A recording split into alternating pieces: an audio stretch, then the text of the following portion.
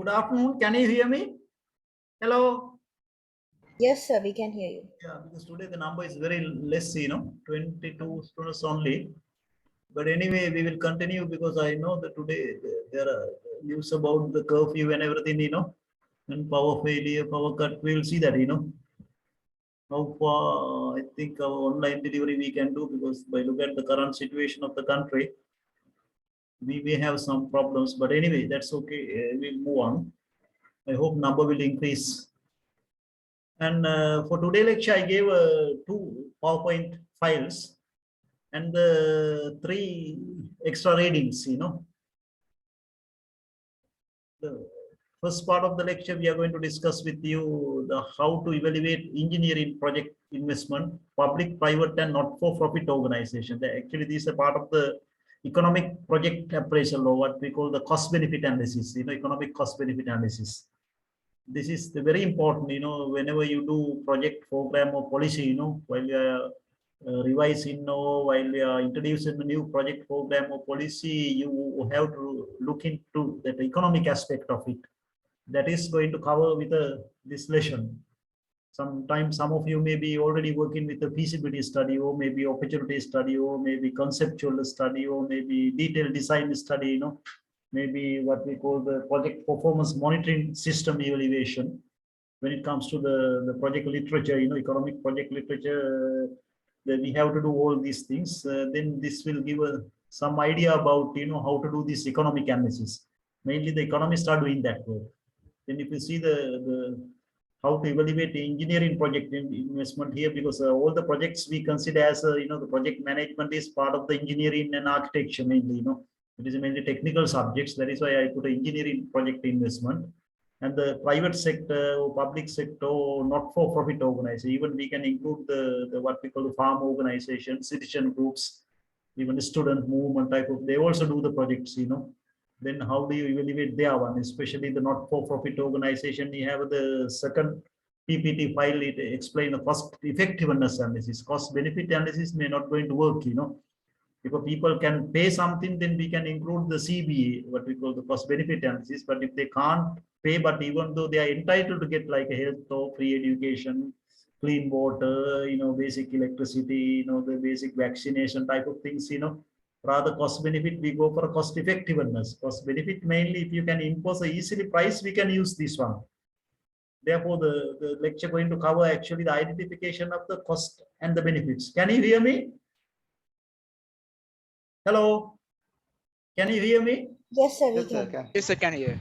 Yeah, right. Okay, then you can see the first thing you got to know how to identify cost and how to identify benefits. Identification of cost, you may be now expert, I also covered one lesson, the how do you identify the cost? We say the capex, opex, capital expenditure or fixed cost, and the variable expenditure, the opex, operation expenditure, we call it.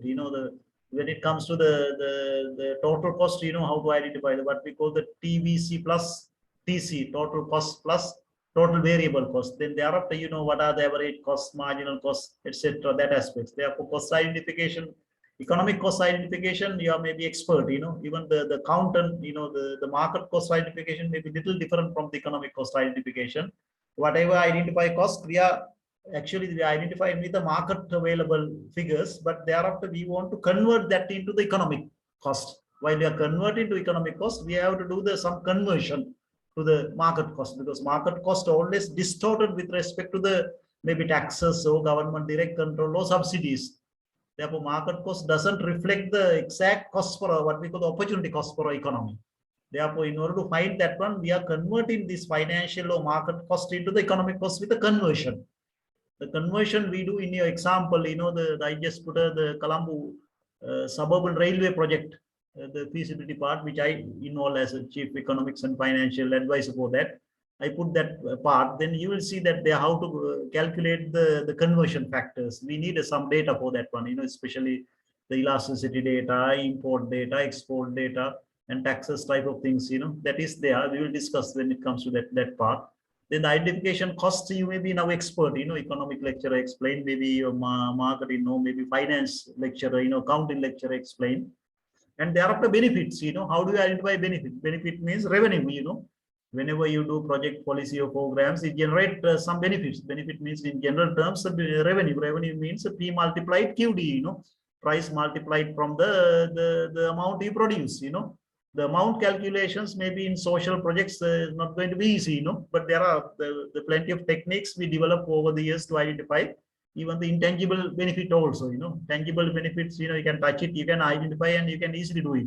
But intangible, maybe that was not the case. And thereafter, the identification of the net benefits. Once you identify cost and benefits, you can see the difference between, benefits minus cost. Then you get a net benefit, If there's only net benefit, we go for something, humans are taking based on the net benefit, This net benefit, we can further evaluate by using the various criteria. When it comes to the public sector, we say the net present value, economic internal rate of return, and the cost benefits ratios, what we call this much amount of cost, how much benefit you are going to take it, But for different projects, you can say, like some projects maybe it is around 2 to 3, some maybe 5 to 10. When it comes to the nightlife, maybe it's over 10%. But when it comes to public projects, maybe always 2 to 3, 3 to 4, especially utility sector, road transport, railways, the airports, seaports type of things, it's always 2 to 3 is a fair amount. Then some people always by look at the EIR and the CB and the NPV take the decisions. And thereafter, private sector, they use a weighted average cost of capital. Actually, the private sector appraisal mainly explained by your finance lecturer, The weighted average cost of capital should be more than the financial internal rate of returns. Even though you have that also we do, but mainly that will handled by the financial experts, so your accounting consultant. And thereafter, for not-for-profit organizations, because people need it, but they can't pay it, but they are entitled to that. That type of things like free education, free health, free vaccination, and that type of things, especially welfare, like the Samruddhi benefits type of things, we can evaluate by using the cost effectiveness analysis. And in addition to that, these basic things we are discussing here, sensitivity analysis also. I think sensitivity analysis, some part we discussed in your risk and uncertainty one. And thereafter, poverty impact analysis also, we are going to do that one. Normally, when it comes to the foreign projects, like World Bank funded, or IMF funded, or Asian Development Bank, or European Union, or maybe OPEC, or Kuwait Foundation, or whatever, we have to say how much of this money going to go for the poor people, poverty impact analysis. That also the mandatory when it comes to the foreign funded projects. They want to see that, this project benefit, who's going to acquire, who's going to get this benefit. If it is a rich people or middle income people or poor people, even the poverty impact, look at even the ethnicity side also, most of benefits going to get by the majority or minority or maybe the kids or women or only the male is going to get, and the poverty part, even we can do what we call the even region wise also, all the city people only going to get, or maybe even the rural and suburban people also going to get the project benefit, Therefore, when it comes to the development cooperation projects, they are really looking into the poverty impact part. They want to see, the idea is to help to get people to get out of the poverty, to help to develop your country. Therefore, these especially development cooperation projects, they always look at, they emphasize poverty impact analysis must be there. And in addition to that, you have the project impact monitoring framework, because we identify the indicators, with some time gap, and we want to see whenever the project is start, project implement, project complete after 5 years of project completion, how these key indicators are going to change. We have to show it positively, sometime maybe more industries will come to region and more industries will develop, Then let's assume that you are constructing a new road. Then due to this new road, you can see the first thing going to happen, the surrounding road, the both side of the road, land prices are quickly going up, that also one of the benefit going to get by this road, Thereafter, now the road is good, therefore the industries are coming there, They can easily get the raw materials and their output, they can easily put into the market, therefore the new industries are coming, small scale, medium and the large, And thereafter, maybe schools are emerging. Now more people are coming, and there are new housing is emerging, Then the new schools are coming, means the good teachers are coming, the students are working hard, and thereafter education related indicators are improving. And sometimes therefore roads is the best, the new housings are there, the industries are emerging, therefore now the hospitals are emerging, Then the doctors are coming. Thereafter you can see the health the situation, the life, the expectation going up, nutrition going up, the death is going down and things like, people are becoming more healthy, then you can see the only thing what the government did only construct the road. Then there are after so many benefits. All these benefits we want to, by using the project impact monitoring framework, we want to measure it, 5 years time, 10 years time, 20 years time, what is going to happen. Then we have to show the, this everything should be measurable there. Project impact monitoring framework. Then we have to show the where the data source, sometimes data we can get from the Central Bank of Sri Lanka, or maybe Census and Statistics Department, or Grammar level low, AG level low, division, whatever the Disapati or whatever we call it, government agent level low, whatever, there are so many other people issue the data, sometimes maybe when it comes road development authority has a data, police station has a data regarding the accident reduction and that type of things, the vehicle has a now what we call the lesser repair because road is good, then the vehicle operate in cost reduction happening, the time savings happening, all these things, environmentally maybe the lesser petrol now they are consuming because road is good, then you don't want to wait and, then that way there are so many, the benefits come into all these benefits, and measurable benefits we are putting under the project impact monitoring framework. Then you can see that one available in the extra readings on the Colombo Suburban Railway, Then you can see these are the things which you are going to learn out of that lecture. This may be very important. Then we will start with by giving a definitions for a project. What actually mean a project? Then you can see the project is a proposal for an investment to create, expand, or develop certain facilities in order to increase the production of good and or service in a community during a certain period of time. Then you can see what are the keywords there. Then you can see the time period is there, there are benefits part of community also there, it create the good or the services, and they can see that it has investment. Then you can see it has so many keywords. For evaluation purposes, it is a unit of investment which can be distinguished technically, commercially, and economically from other investment. Then you can see there's one of the textbooks definitions. You have another textbook's definition regarding the what actually mean a project. When it comes to the project management modules, these things again thoroughly going to explain by the project management lecturer. Another textbook's definitions for project is an investment for development and change. It emerged as a result of policy decision and coordination of number of other factors. It operates to generate benefits to participants. Project involve flow of investment and returns, time period, and definite development objective. That definitions you can see very catchy one. The project involve flow of investment. The first 5 years, sometimes you have to do only cost. Like we are developing maybe seaport, seaport you have to develop in order to get a ship into the port, but that you can't do it quickly, sometimes maybe 5 years only the investment, when it comes to the dam construction also, first 5 years till the completion of the dams, you don't get any of the returns, electricity or power or irrigation, all the benefits come after completion of the dams. Therefore, the flow of investment first maybe 5-6 years you find, thereafter returns will emerge.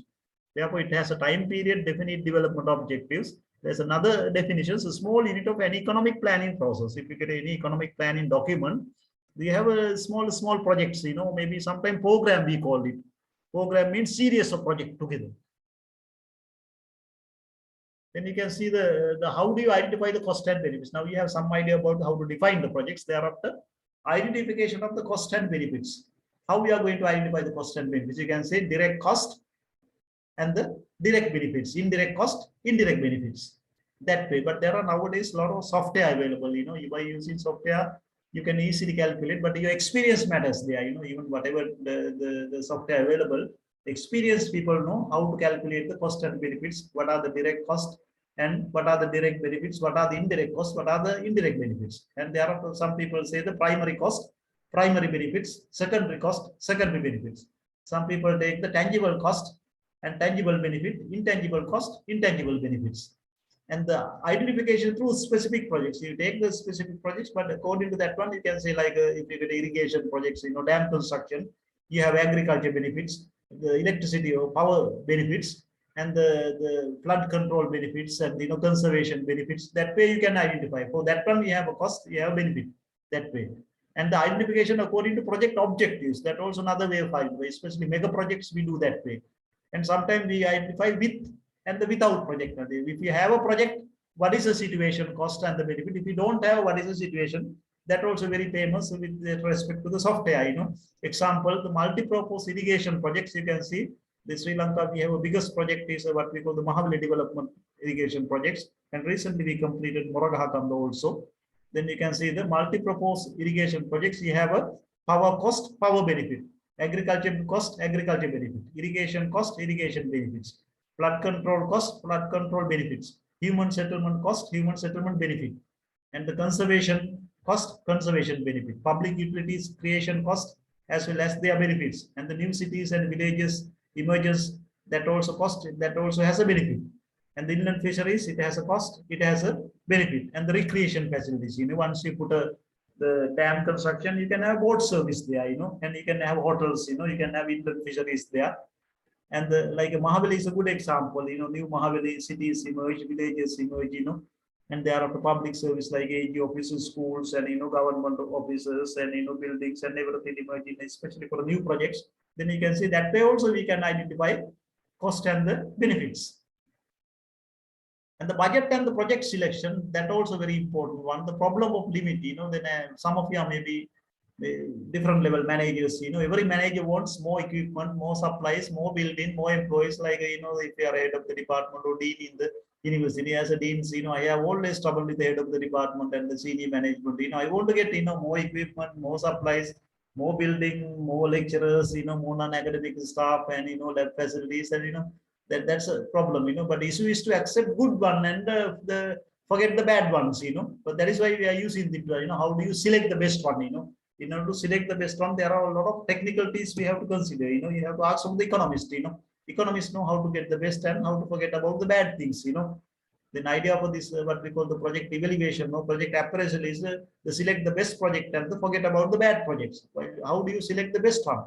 Then ask from the economists. Economists know how to select the best project for private or public or even the not-for-profit organizations. The budgeting is a form of planning. Industry and the government both use the two budgets, the operating and the capital budget. Operating budget means the process of evaluating and revenue and the expenditure. Operational budgeting. Capital budgeting, the process of planning for and evaluating capital expenditure. So sometimes we can say it is more than 1 year capital budgeting, but operational budgeting less than 1 year. The accounting lecturer explained the difference between the operational and the capital budgeting. When it comes to economists, we consider capital budgeting is which is lasting more than 1 year. Last in less than 1 year, we say is operational budgeting. And the selecting the best project, that is the important thing in this lesson. How we are going to select the best projects. Sometimes maybe you have money to implement only one project, but there are so many projects available in the country. Then how do you select the best one? By using your money resources. Then you can see we can use one of the following method to select the best project. Sometimes maybe more than one we are using. Mainly we use the NPV, net present value. We use the EIR, economic internal rate of return, and the cost benefit ratios. That is mainly good for what we call the cost benefit analysis. Whenever it comes to the public sector utilities or mega projects, we use these three indicators, but more than that we use sometimes. Then you can see we can use a following one, or maybe sometime maybe payback period methods. If you go to the banks to get a loan, the bank always look at the payback period method. If a bank can recover the cost within the shortest period, they like to give loan to you. If it is a long period, then they are very much reluctant to do it without security or collateral. Then you can see payback period, always everybody is using that one. Very simple one, easily you can calculate.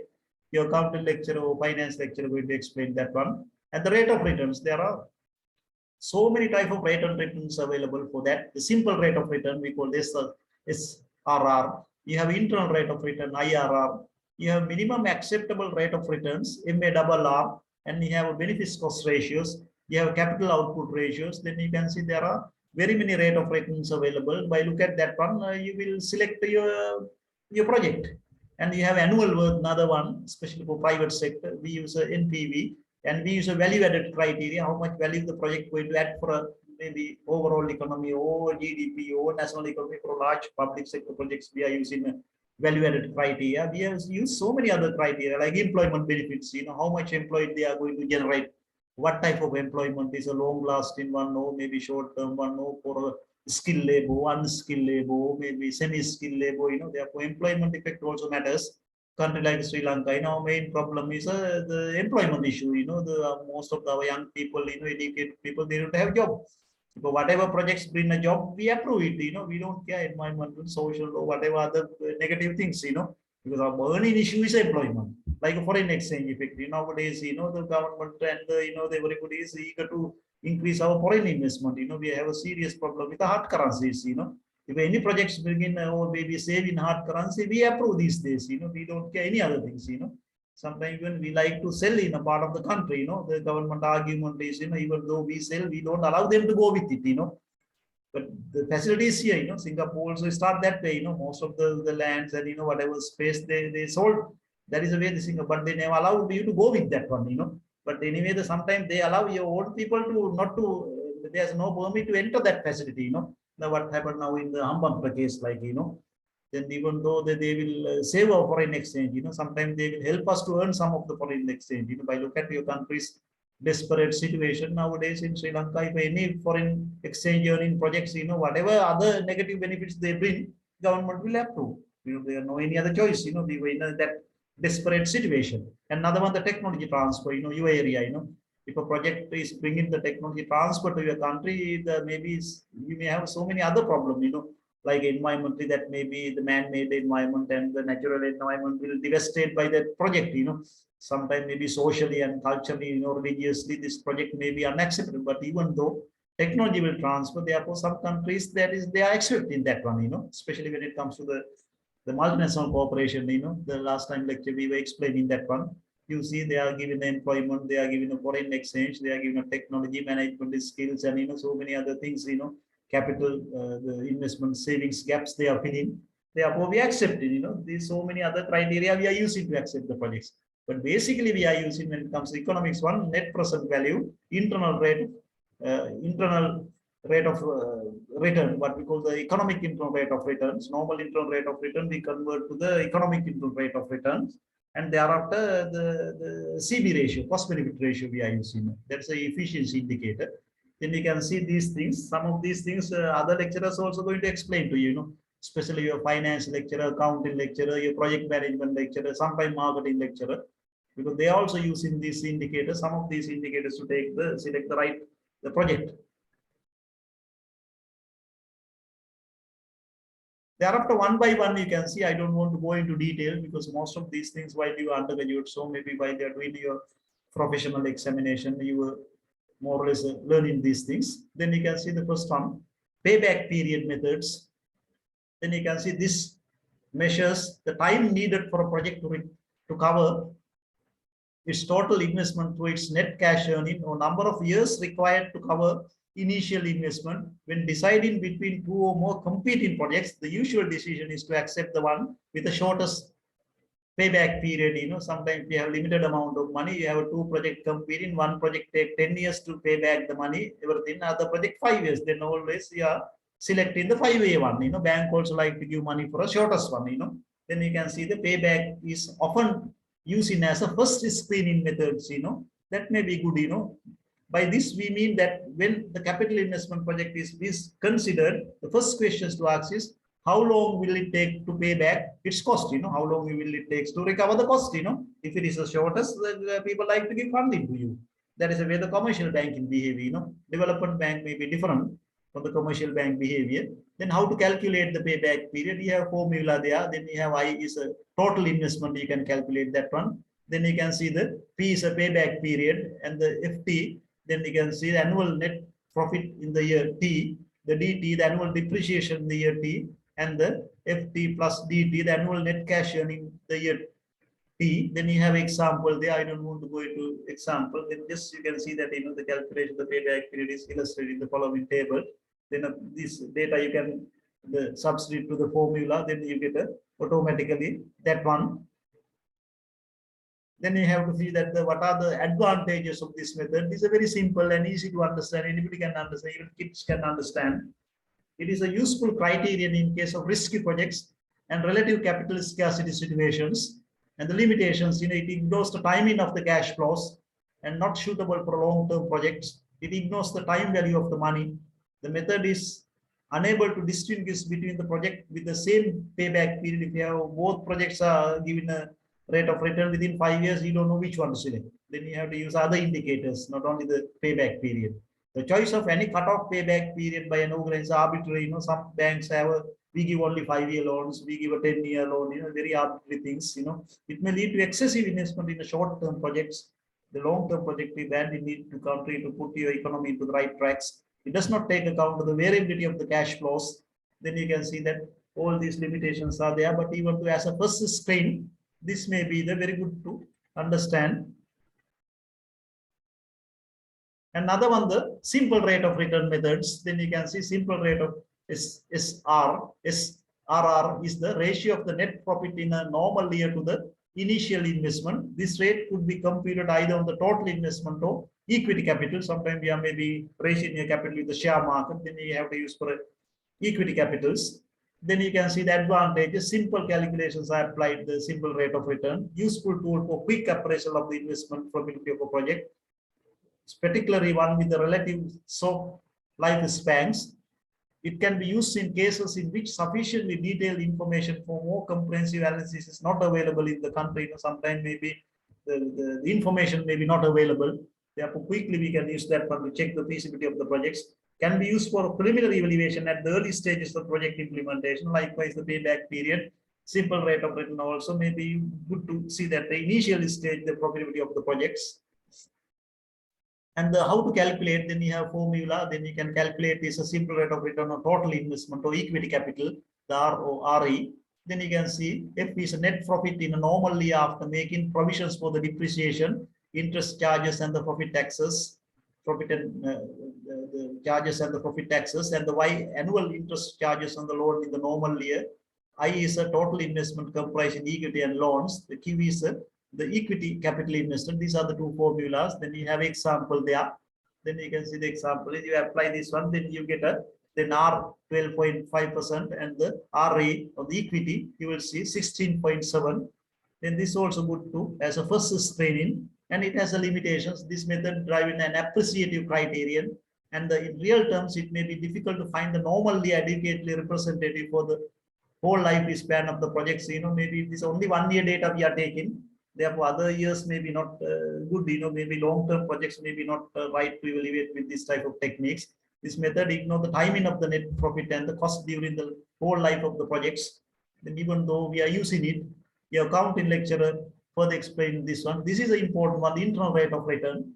This IRR method of project appraisal is to calculate the exact discount cash flow rate of return which the project is expected to achieve. In other words, the rate at which the net present value is 0. Then if you go to the Google and type it, there are plenty of Excel template available. By using that one, you put the data automatically, you can do that one.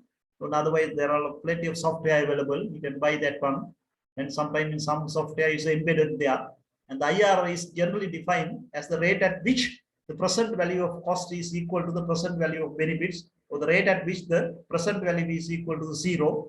Then the non-conventional cash flows cost to make multiple IRRs within the project. IRR has a lot of problems, but even though IRR is a standard measure to evaluate the feasibility of a project, then how to calculate the IRR? Then you can see IRR, you can see the internal rate of return of the projects, the present positive value of NPV at the lower discount rate. Then by trial and error, you can't quickly at once, you can't do with the one spot, Then you do by trial and error, lowering and uppering these values, you can get it easily. Then you see the example which I gave in the railway projects, that is there. And you have example here, calculation of the internal rate of returns. Then you can see how to do that one.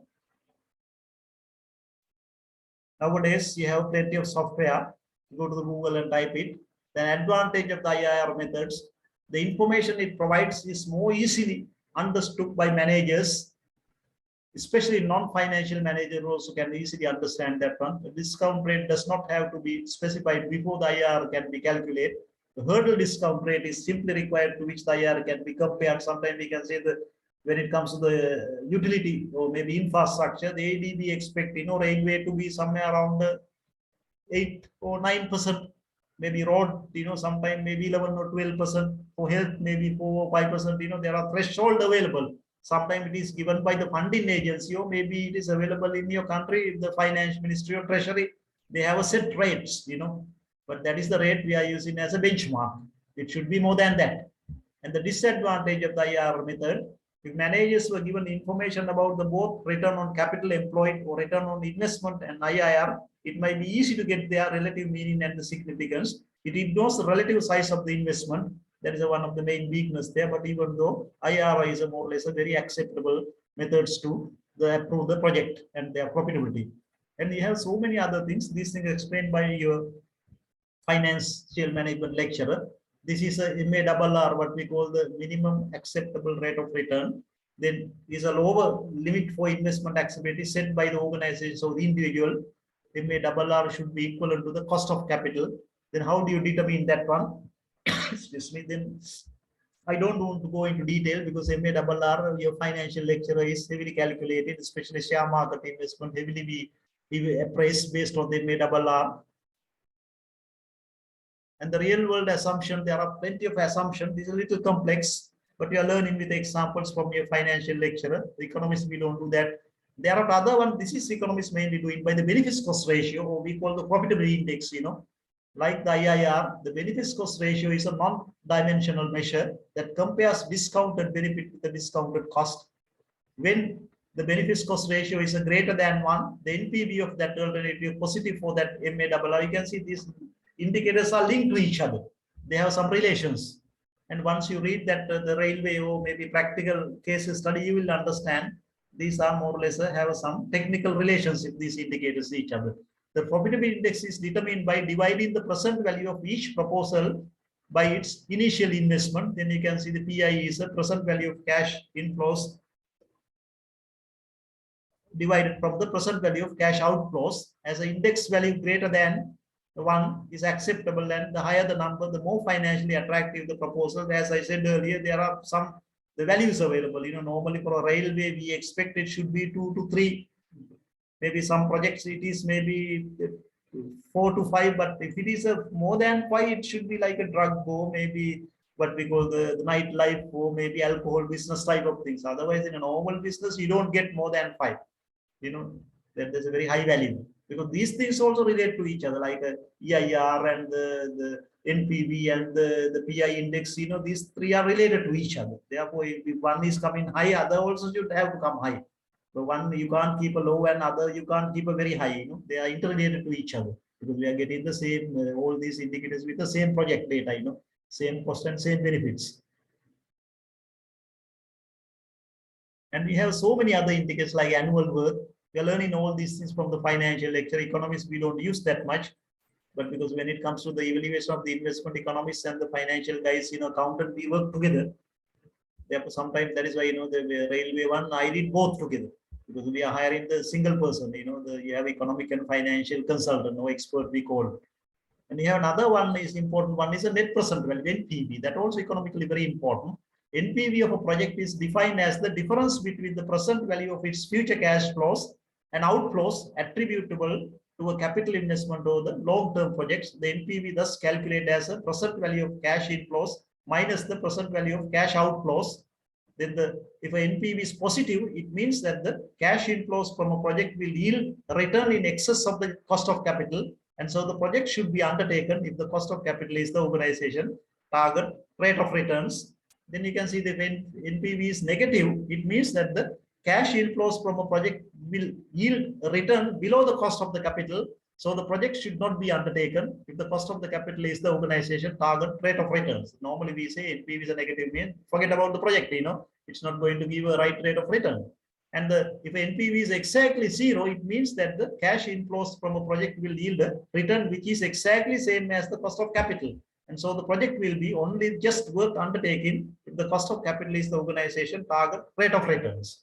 Sometimes while we are calculating the EIR, we are using this NPV 0 principles also. How to calculate the NPV? You have a formula there. You can read the formula. The different textbooks have different formulas, but even though the basic logic is same, and you have example also there how to calculate. Or otherwise, you go to the Google and just download the template. Template is there. You input the data, automatically value is coming. I think being a technical person, you know it. And the advantage of the NPV takes into account the entire life of the project. That's a very good. And it accounts for the time preference by discounting the future cash flows to their present values. by using the given discount rate, it encounters the opportunity cost of the possible alternative uses of the capital. That also very good. This method is suitable for making a rational investment decision, particularly by using the NPVR as a really resaleable yardstick for computing alternative projects. Whenever you have a few projects, which one to select, you can rank the project based on this one. And you have other criteria like a value added criteria, the value of output minus value of current material output and the services purchased and the total investment. Then you can see the net value added, and the net value added can be calculated for single year or the part of the project's time or whole project life. Then you have a net national value added, and that way there are so many other verifications available. And then you can see the investment projects are evaluated in terms of the net national value added. Then you can see O minus, this formula we can use. But what we call the accounting lecturer or the financial management lecturer going to further explain these things. Economists, we don't use that much.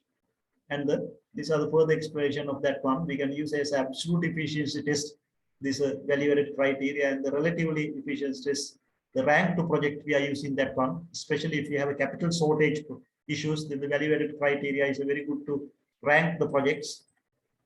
Another one, the cost effectiveness analysis. That cost benefit analysis, you may have some idea, but once you read our railway example, you will further understand how to do that one. What are the cost of alternative mean for reaching the goals? Cost effective analysis is different from the cost benefit analysis. The objectives of the short form, we say the CA, the cost effectiveness analysis, is to compare cost for unit of outcome of alternative approaches for technologies that will provide the same services for purpose of capital budgeting. We know we might fight crime, but what is the cheapest way to do that one? Likewise, the court system or maybe police station, law and order institution establishing. It is the costly exercise. How can we do it the cheapest way? And there are various type of the cost effectiveness analysis available. We say the constant cost studies specify the output for a given cost from alternative programs. You have least cost studies. Alternative programs to achieve a given goal are examined in terms of cost. And we have objective level studies estimate the cost of achieving several performance level of the same objectives.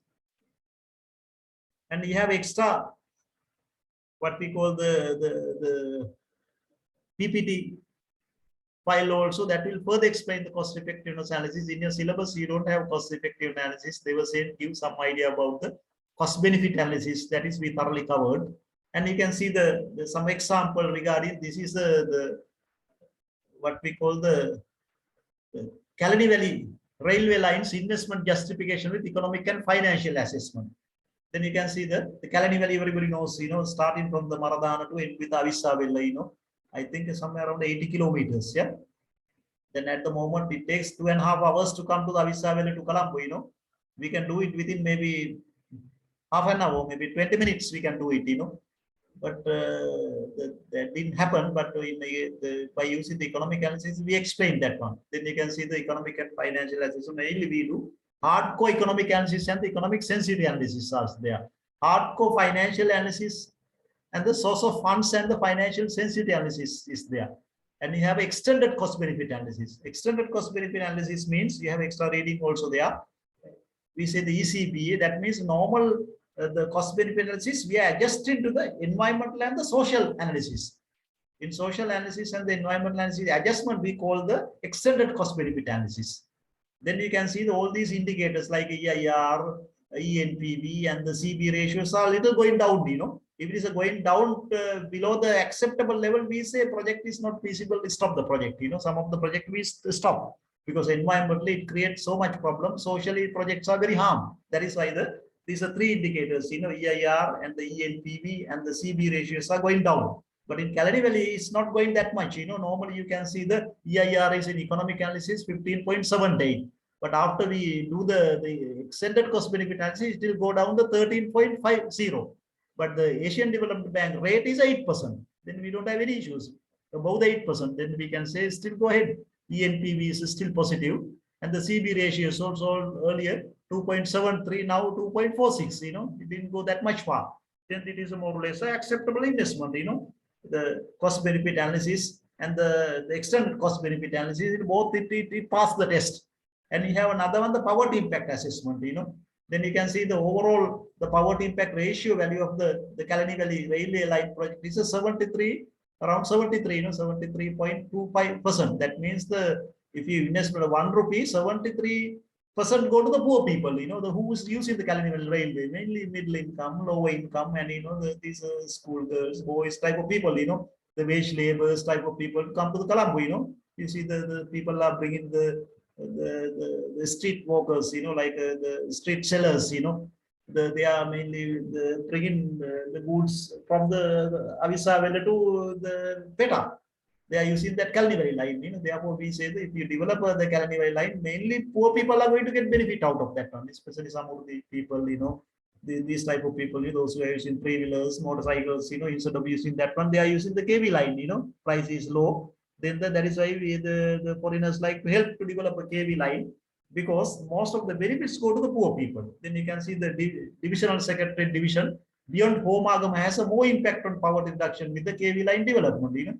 If we can develop the Kalani Valley railway line, then you can come to the Colombo. If you have a speed railway, maybe morning and afternoon 2-3 times, then you can see that within 30 minutes you are in the Colombo, maybe 20 minutes you are in the Colombo. But you have so many what we call the gates are there, so many crossing lines, If you come to the Avisa Valley, to especially the Kottawa to the Maradana, you will see everywhere the most of the roads we have to close, and the train is going there, Then a lot of crossing lanes, Then we have to reduce it, Sometimes we were proposing to have elevated railway, In Sri Lanka, we don't have elevated heavy railway, Maybe we were trying to do what we call the light railway with the Japanese government, but this government stopped that one, That is why we are facing this the currency problem also now, At least if we allow that, foreign currency will come to country, Japanese were trying to invest that one, But whatever reason, we stop that one, Then you can see the poverty impact assessment analysis also part of the economic analysis. Mainly economists do, If anybody want to work economic consultant, you got to know how to do that one, That also simple Excel template you can prepare by yourself, And thereafter project impact monitoring framework, that also part of the economic analysis. We say the PIMF, project impact monitoring framework. Then that shows that the identify 33 baseline indicators under impact, outcome, and output. Then we identify the baseline indicators. Likewise, the poverty reduction, the tourist arrivals, the small and medium scale industries, schools, maybe the productivity of the examination result. Because the good schools are there, the people can easily go to the Avisa Valley. The good teachers are getting Avisa Valley because 20 minutes Maradana to Avisa Valley, people can travel. Therefore, maths teachers, science teachers are now like to work in Avisa Valley area. Avisa Valley is not that much developed area, even though it is a western province. Then you can see that that way we identify 33 baseline indicators. That thereafter we see what is their impact, outcome, and output. Then we can say if you develop the Kalani Valley railway line, all these 33 baseline indicators are going up. End of the day, our economy is sometimes growing, because due to what we did, only the KV railway line we modified. And then you can see the later they spill over to the regional and the national economy with the full operation of the projects, Then they can see the poverty, the surrounding the AGA divisions, the Gram Seko divisions will go away because we construct this one, people can easily come to the Colombo, farmers can easily bring their things, their inputs, they can go with the Colombo easily to their Avisa Valley area, Sometimes we had idea to propose to this KV line to Avisa Valley. Earlier it was to the Opanayaka, up to Opanayaka, it was there earlier, but now the people were building the various things on that track, Otherwise, if the government don't, they can easily link to the Amblipitia, where the Balangoda, Ratnapura, then the whole these the highway buses and everything we can stop it, Then the Ratnapura to the Colombo within 40 minutes person can come by using that one, railway. Maybe Balangoda people also can use, thereafter we can link to the Amblipitia, Then within 1 hour, Amblipitia to Colombo speed railway track, But government didn't do it, but we prepare even though complete feasibility and the detailed design with the help of the world famous the Doha, the Korean railway company. I think I worked there more than 3.5 years as a consultant to this project. But finally, government stopped it. Then you can see that this is the way, the what we call the conclusion. We can see as all these 5 aspects are comprehensively satisfied by the Kalani Valley railway line, can recommend project for implementation with the greater care for cost minimizing, value engineering, solutions with more focus on the new railway business models, then you can see this cost is very high in this project. But even though nowadays the railway government can only track, thereafter they can hand over all other things to private sector, the operators are private people, we have 24 hours, you can give night for somebody, daytime, peak time for somebody, and maybe a lot of even the freight, the goods transport you can promote, the parcels and things like, but it's still everything, even especially the oil and that cement type of things, from southern Sri Lanka to easily, but that didn't happen, still everything going via the roads due to whatever political decisions making, Then you can see that, when it comes to the hardcore financial analysis, you can see that the KV line operation and maintenance costs fully recovered within 50 years. 27% of the capital cost will be recovered. That is so very good, even in Saudi Railway, this is not the case, they are subsidizing that one. Even in even European countries, you can see the railway, especially heavy railway, hardly the recovering the operation and maintenance costs. Mainly that's a government duty.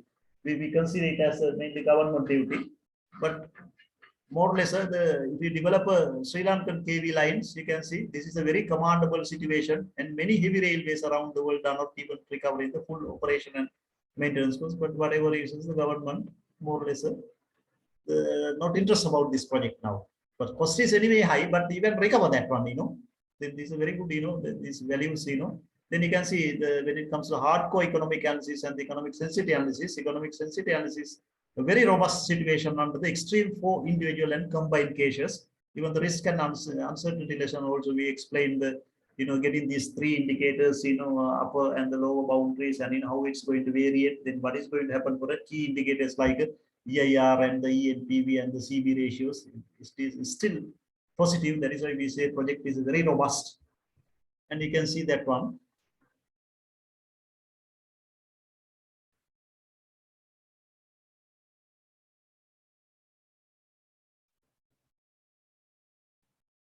You can see this example of the consultancy service for the feasibility study. And can you see this one?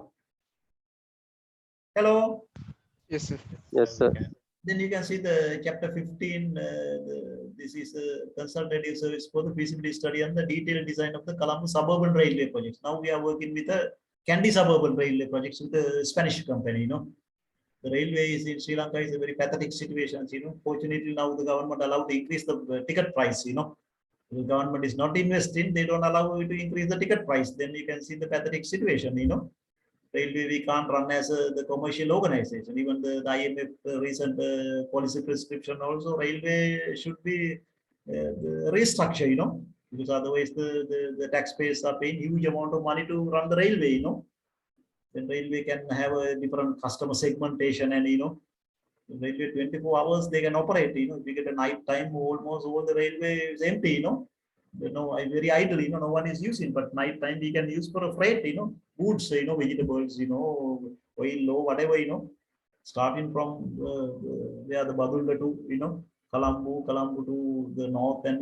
things like, railway, we have a very efficient railway network throughout the country, Then up to Matra, Kapragam railway, you have that, but we are not using it, Then you can see here the financial and the economic analysis. This is the thing what, as economists, you got to do it, If you are economist, then this type of project comes, Then you can see the economic analysis is there. We have a capital part within 5 years now, more or less, we are spending all the construction, and the operation and maintenance. Once it is finished, it will start. Then you can see here we are getting that one. Thereafter, what are the benefits? Cost we identify whenever you develop a railway, what are the benefits you are going to get it? Here the cost we discounted, and the vehicle operating cost reduction happening, and the vehicle operating times, and the accident savings, environmental savings, and there are direct benefits, indirect benefits, plenty of this, and we can calculate that one easily. Then you can see EIR situation, ENPV situation, BC ratio is not that much high. That's normal in railway, because railway, all over the world, mainly the government duty is to make sure that railway infrastructure development lines belong to government infrastructure station, but operators can be private sector. And near to the railway station, you can have hotels, and the lot of the trade and distribution centers, markets, and lot of things you can develop. But in Sri Lanka, nothing happened. railway near in and around the stations, nothing happening. Even the Colombo railway station, we were trying to build as 11-story building. And part of this project, the Korean was trying to put up funds, but whatever reasons, maybe due to commission or whatever reason, didn't happen. Then you can see the sensitivity analysis result of the economic analysis. You can see the EIR, NPV, and the benefits cost ratios. Then you can see the base case situation, and there are cost increase 10%, benefit decline 10%, and we at both, the cost increase plus benefit decline. Then you can see still these things are positive, Then we can say go ahead with the project, 1 year delay of the construction, and the worst case we are putting all things together. Then you can see still these things are positive. Then we can see it's a very robust project, because operation and maintenance cost fully covering. 27% of the capital cost is covering within 30 years, but railway investment more than 30 years, in even 100 years, you can keep that one, But if you say that some of the upcountry railway station is the British built one, during the plantation times, still they are working, stations and things like, therefore railway investment can evaluate not only 30, but normally we take a time period as a 30, but we can go for 50 or 100 without any problem, Then we can see all these things are available. Introductory part, we were saying that, we are starting with the, you have to have that, the writing skills, overview of the Sri Lanka railway, history of the Sri Lanka railway, 1864 it happened, and, thereafter gradually you have to see what is the current situation. With a very short way, you have to read. And here we are discussing about only the Kalani Valley railway. You see the 80 kilometers from the Maradana to Avisaville. And our idea is to elevate railway, because of the so many crossing lines. Maradana, we want to elevate it, and we want to down it in Kottav or Homagam. Till that one elevated railway is going. Sri Lanka, we don't have elevated heavy railway, This may be the first time, but it didn't work. But now documents are finished, We don't know the next government will do it, The current situation of progress of the Sri Lanka railway, then you can see everything is there. That is the way whenever you prepare a feasibility report, we have to do a lot of background things, And now our plan is to use the EMUs, electrified motor units rather than the diesel motor unit. DMU, we want to shift into the what we call the EMU, otherwise environmentally, and now the oil problems and all these things are there. Even the solar is possible daytime. And this is the current situation of the railway. And railway is a very pathetic situations, and all these data available. If anybody want to see that, the economic, commercial, and the demographic situation in the KV railway line from Kottava to Avisaville, we have to understand the where the railway is moving, what are the AG divisions, so Gramaseko divisions, and their economic activities, demographic features, and everything we have to collect. That is a feasibility. That is why the feasibility is not a single man work. For this exercise, I am quite sure that the project office, they have over 300 people and foreign experts. I'm quite sure more than 100 foreigners were involved in this project. That's a very huge, costly project. But even though finally everything finished, then government abandoned it. No one knows what is government says very costly, but there are way to do it. We don't want to do elevated. We can do it at grade 1. Rather elevated one. But we were trying to do the underground one, but that is according to Sri Lankan soil conditions. We can't do underground. It's a heavy costly exercise. Then you can see the hinterland. We have to identify what are the industries available, and then the justification of economic and financial analysis of this one. We have to show that why do we have to do it. Then we justify very professional manner.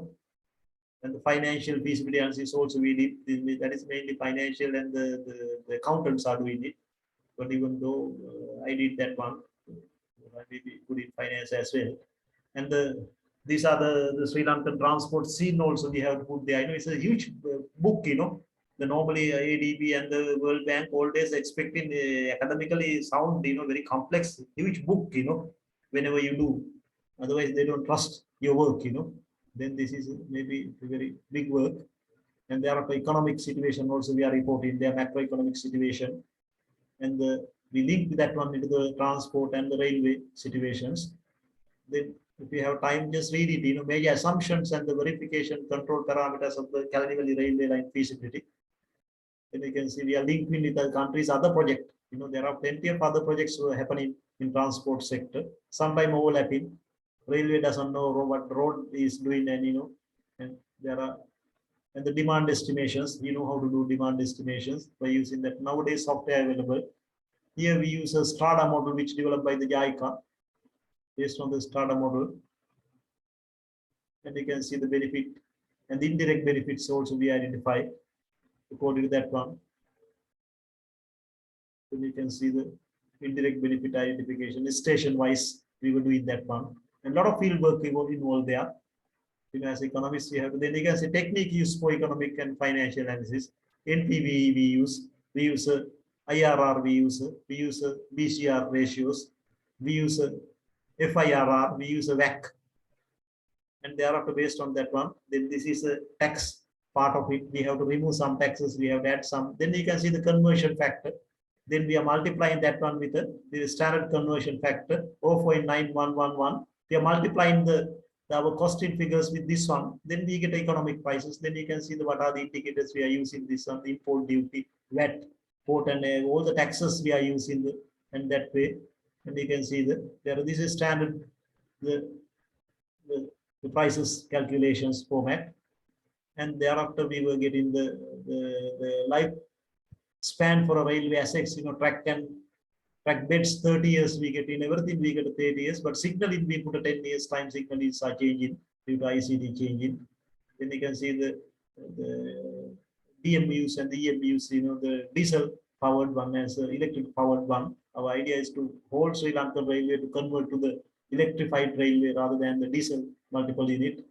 And then not only this project, we were working the same time Colombo Suburban, the Ramuk up to Ramukkana, we were developing railway, Maradana Ramukkana one, the Maradana Kalutara one, and the Maradana Puttalama line, all these things I work, all these projects.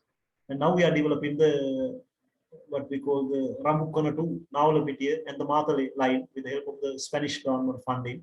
But I don't know that will paperwork we do, feasibility and the detailed design. When it comes to construction type of things, it did not happen, whatever reasons. Then you can see the costing part, mainly what we call then we have to see while we are doing the background, the land values around the KV line. Then all these things you need it, Feasibility is a very huge one. Then you can see the total costing things we are getting. Railway is a heavily engineering business, not like road, Railway is a completely engineering business. Then you have to find the cost. Then you will see the final cost. It's a very expensive cost coming. Total cost. Then you can see US dollar millions, almost 1,500 US dollars. But nowadays we don't have dollars. Then you can see almost near 2 billion US dollars project. But if we could do it, but there are plenty of banks who are trying to put money, but whatever reasons it didn't take off. But documents are perfect because prepared by the Doha Railway Company. That is a world-class Korean railway. They were doing a lot of railways in Middle East, Central Africa, Sub-Saharan Africa, They were the mastermind railway company. And this is where the operation maintenance question. There's a normal, your finance lecturer explaining these things, how to get all these indicators, railway. Up to 2035, we are getting everything. These are complete financial analysis is coming. So please read this one, then you will see what the economists are doing when it comes to the economic analysis and the financial analysis of the mega project. This is one of the documents, and this way we prepare another 3 documents to other railways as well overall. But this is the most expensive one because we are elevating the railway. Maradana we are elevating, and the Homagamo, Kota we are upgrading. We are putting down again the railway. Because why we are elevating? Because there are a lot of crossing lines. Sometimes you will see that heavy congestions in the roads because whenever the railway comes, we have to close the roads. And the baseline you will see that there are good area everywhere, huge traffics, and this is a complete economic part of it. Even we did a pricing also there, how to fix the right railway price or ticket pricing. That also part of this consultancy. That was economists are doing mainly pricing. You remember pricing lecture which we did. The World Bank also appreciate our pricing part, and they are using that one. In that way, you will see that Here, this is a distribution and poverty impact analysis. Poverty impact ratios we are calculating using that one. Then you can see we have to do overall poverty part of it. So please read this one and quickly go in there. Then you can see that poverty impact ratio calculated here. Then you can see this type of things by the Excel template, we have to calculate that one. And here you can see that how this income is, benefit is shared among the different income groups. Mainly poor people are getting more, middle income and the high income people also getting something, but not majority getting by the poor people. They are poor financial institutions, especially development cooperation people like to finance it. Another one, the project impact monitoring framework, we call the PIMF. Then you can see that, we identify the main indicators and they are to be classified it, impact under this one. Then you can see the measurement, baseline measurement. We say that this is the year we are 2016, we are getting as a base year. 2022, we were earlier planned to complete the railway, but it didn't work.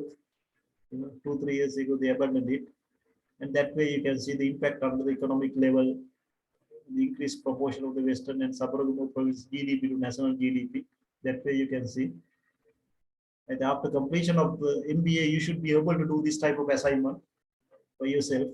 The outcome that way. We are identifying the 33 indicators, and we will say once you develop a railway, all these 33 indicators will improve in the country. Finally, Avissa to Maradana completely developed because of the railway.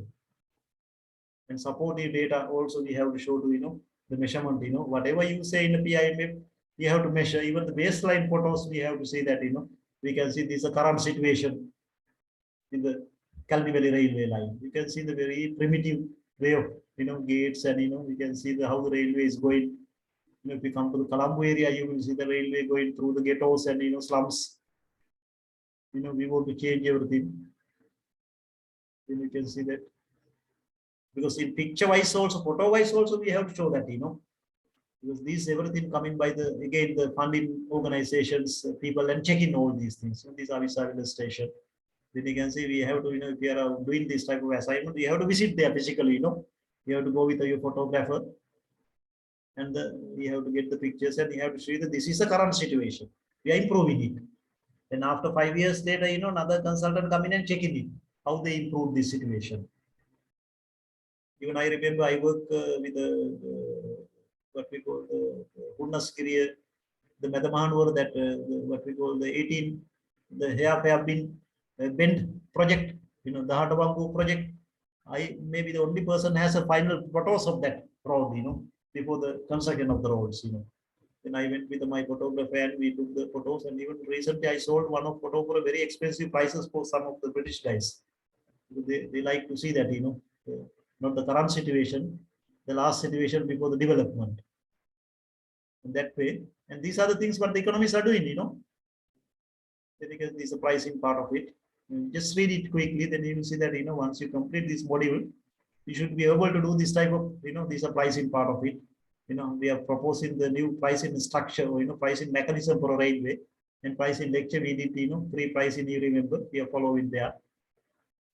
And we are saying government to do a lot of things to restructure railway, but nothing happening, But this is a very expensive one, this consultancy, very expensive one, huge grant from the Korean government. But these things now may be hiding in somewhere in the railway, railway library or with the GM, general manager's office, but nothing happening.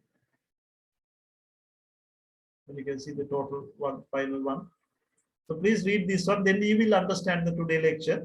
Mainly, how do you do economically the evaluation of the project, program, or policy, especially the economists, we interest about the net present value and the economic internal rate of returns and the cost benefits ratios. But in addition to that, there are other poverty impact analysis, project performance monitoring framework, pricing one, and there are a lot of things what economists are doing. I think maybe next 2 sessions, I said that I allocated for students to do their what we call the group presentation, and you can go to this also. You can see the extended cost benefit analysis of the Calvary line, because whatever the economic analysis, we adjust into the environmental analysis and the what we call the EIA, environmental impact assessment plus the social impact assessment. There are sociologists available, very experienced sociologists are working on there, and the very experienced environmentalists are working. We are adjusting the, as economists, we are adjusting our work with their work. Then our indicators are going down. Sometimes it is going down up to the unacceptable level, we say stop the project. Environmental project is harm, and the socially project is creating problems. Some of the project we stop. But here we don't have any issues. It is working very well. Therefore, this is also the economics assignment, Sometimes the consultancy companies and the governments are looking people to do this type of work. This is also economics duty, Some of you can specialize this area, then you can earn good money, Not only in Sri Lanka, even other part of the world, even Middle East, or maybe Far East, Singapore area, there are plenty of jobs available for this profession, this evaluation, because most of the time foreigners comes, and they charge huge amount of money to do this type of work. Therefore, this is what we call the extended cost benefit analysis. Economic analysis, we are adjusting to the social and the environmental one. Then there are two other experts, so maybe there are teams available. This project, I guess, we got it from the Indian and the British guys, and Korean guys, a lot of foreigners came. Very costly project. Finally, now it is lying in the railway library. Huge amount of cost. I don't know, maybe that is why we are in a pathetic situation, But if we implement this one, foreign people are coming and putting money, over $2 billion US project, But nothing, even though you can say the other one, the Japanese, railway, light railway project that also stopped. Then these foreign projects are operating here, that means dollars are coming to country, Then we were not in this pathetic situation. Right, then you can read the other one, what we call the cost effectiveness analysis. That is not in your syllabus, but at least you can see that, we are heavily teaching this one for engineering people under the engineering economics module, cost effectiveness analysis. If people can't pay, but they are more or less entitled to consume it. Free education, free health, vaccination, and, clean air type of things, then you can see that their methodologies are different. If anybody interested, sometime maybe as a manager, sometime you may want to do this type of area. So please read this one. Then you get a little understanding about what is this cost effectiveness analysis. Then how we are going to do that. Right, then we'll discuss about the today class representative is there. Hello, class representative is there. Can you hear me? Yes, sir. Tell me. The connection is a bit bad. I was barely in the lecture. Right. Okay. I today is 6 o'clock on the curfew. Yeah. And therefore, I think most of the people didn't come. But anyway, the you can see that the next two classes I like to give you to present your group assignment. It doesn't want to. I mean, it shouldn't be the completed one. Ongoing one. Which stage you are. It doesn't matter. And maybe 2 or 3 PowerPoints. Maybe the slides may be sufficient.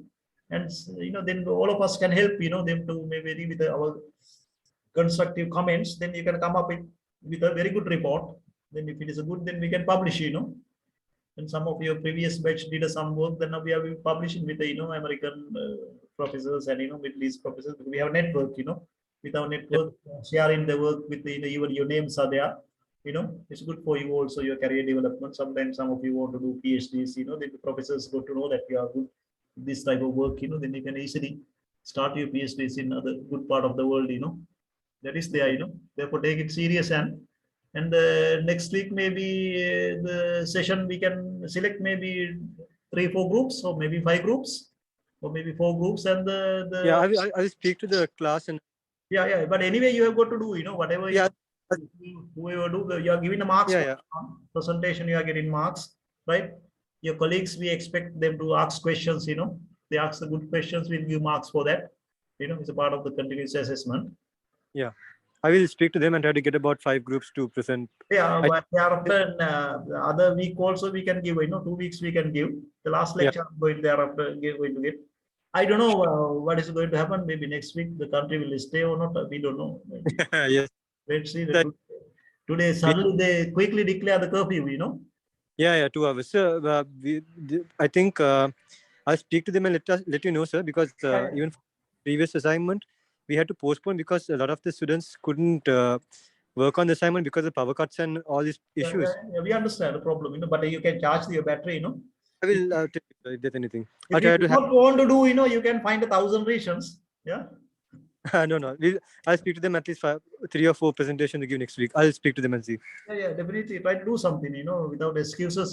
Students like to always bring the excuses. You got to do it, what we call then as a group, all of us can help them to, come up with the very right, the professional assignment, That was idea, not to harm or not to, the penalize anybody, just to help you to come up with that is why in the midway we are giving that chance, Yeah. I'll speak to them. Yeah, 2, 3 PowerPoint may be sufficient, Right, then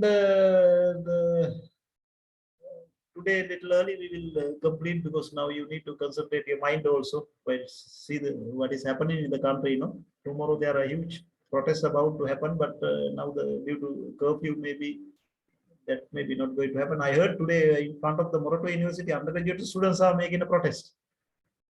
Today, 5 o'clock, I don't know what happened to that one. Maybe a lot of our undergraduates may be involved there, Let's see, because as a dean, I have to check that also. Maybe police came and, I don't know which direction this country will end up, No one knows, no gas, no oil and things like, no diesel and, nothing, even I heard that PETA also know even the food stuff, the groceries are not there. You take care, everybody, you and your families, there's a multi-million questions. Who can say what is going to happen for tomorrow, maybe week after, Maybe we are going for a worse, so maybe going for better, improving situation, Sometime maybe if you learn the scenario building, you can exactly figure out, where we are going to be, within next 2, 3 weeks. No one knows, the universities also we are in really trouble, we don't have electricity, therefore we can't operate this online education and, even the no papers to do other works, official work, there's a lot of problems. But anyway, we never want to give up it, We'll continue with our MBA, whatever problem comes, as I discussed with your coordinator and the head of the departments, whatever means, we will try our best to complete this MBA on time, For your side also, we expect your commitment, Sometimes lecturers, while they are delivering low PowerPoint, no powers, some lecturers have a problem with the batteries and, things like, then especially we have a lot of problems with the undergraduates, but even we need to stop the undergraduate work also, We'll continue, we are very much used to this shortages, in a developing country, people, we emerging economy. We have always this problem, technology, we have problem in Morocco University also, we have so much issues regarding the power failure, related issues, power cut related issues. And the lecturers who are now complaining, they can't work now and, a lot of cost of living problems and, some of your qualified lecturers may be about to leave the country and, as a deans, we will in real struggle to deliver the quality education. Right, let's hope, everything's moving to the right direction, after all, this is our country, not somebody's or some family's country, then we have to protect it, and take care you and your families, always situation is not going to be easy. And I think we have 2 classes for you for your presentation. Thereafter, I will take the final one, but we have still one area left, trade strategies, import substitution, export promotions, and maybe final lecture revisions and things like, I hope with all these problems, we deliver more or less the good modules. It's your part, you have to take the responsibility. And we'll see that, after New Year, we may be able to meet in person sometime. Let's see, we hope for good and we'll pray for that. Anybody has any questions? I think today the turnout is a very low. That's okay because 31 people, only today, big class. But anyway, we are considering only 80% attendance. This time, I don't know whether they are considering it also. I know most of you, your area maybe do not have the electricity, power failure, power cuts. And internet also has some problems, But anyway, we are giving the recording links to you. You can re-listen to the lecture and you have materials we give in advance. And you should you do your part. And you have individual assignment also. Individual assignment, sometime I may be asked in your presentation what you do for individual assignments. And group assignment matters as a presentation. I deserve the marks also. Right, then I hope the next class you will come up ready for your presentation. Group maybe come up with maybe 5-6 PPT slides. That's enough. You can, especially I'm interested about to see your topic and your objectives and your research questions and your methodology. And which stage we are. How you are going to achieve your objectives, your methodology. Is a qualitative, quantitative, or mixed one, or maybe modeling, or maybe how you identify your independent variable, dependent variable, or whatever mix. We call it the moderate variable or mediation variable. So what type of data analysis techniques you are going to use, if it present in data as it is, so it doesn't matter, maybe very business, professional presentation we are expecting from you. I think you have a presentation module also, negotiation presentation type of things, you have analytics module also. Then combining everything, you can show your colors, with your presentation. And even PowerPoint preparation also some type of art, you have to know how to prepare a professional, very attractive, innovative PowerPoint. That was the idea of this exercise, how to face the questions, how to answer the good questions, that type of things. Anybody has any questions? Today we are going to complete a little early. I think we have to get some groceries and everything, Suddenly they put it. Right, anybody has any questions to ask? I gave even the IMF policy prescription also. If anybody interested, they can read, regarding the current Sri Lankan, because that's this module mainly, the economics, business economics, so management economics module, therefore you should be aware of that, what is the national ecosystems, economy move into which directions, whether can we do this way, forever. Now the social uprising and social disharmony everywhere. Sometimes the complete system can collapse, so maybe it will move anyway, with the problems, no one knows. Right, then with this one seems like no questions. Then we will conclude the today's sessions and take care everybody.